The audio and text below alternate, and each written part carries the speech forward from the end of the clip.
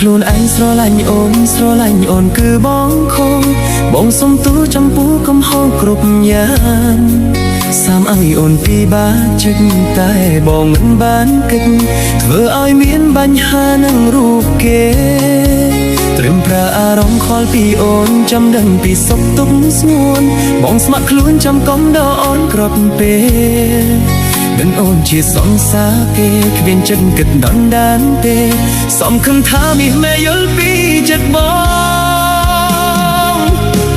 បើឯងធ្វើជានោះដែរបារម្ភពីអូនក៏បបោះចិត្ត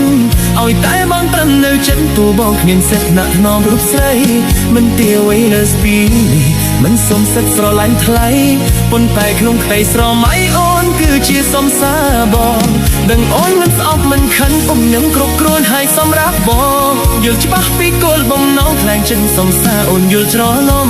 បងខំចិត្តនៅឲ្យឆ្ងាយលួចមើលអូនពីចំងាយមិនដែលគិតថាស្ដាយដែលបងស្រឡាញ់អូ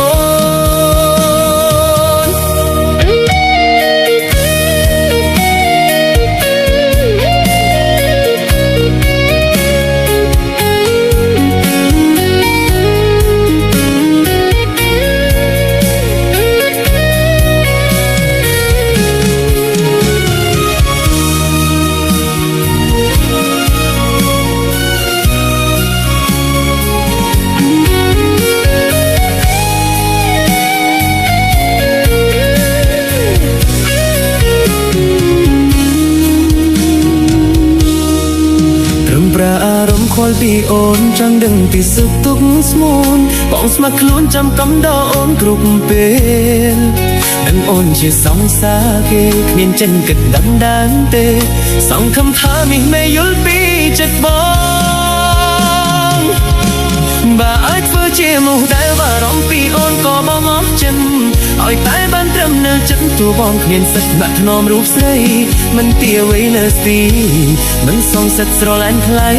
ប៉ុន្តែក្នុងក្តីស្រមៃអូនគឺជាសង្សារបងដឹងអូនមិនស្អប់មិនខឹងទំនឹងគ្រប់គ្រាន់ហើយសម្រាប់បងយល់ច្បាស់ពីគោលបំណងខ្លាំងចិនសង្សារអូនយល់ច្រឡំ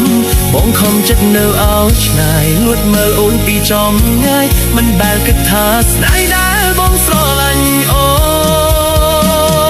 នបងខំចិត្តនៅឲ្យឆ្ងាយលួចមើលអូនពីចំងាយមិនដែលគិតថាស្ដាយ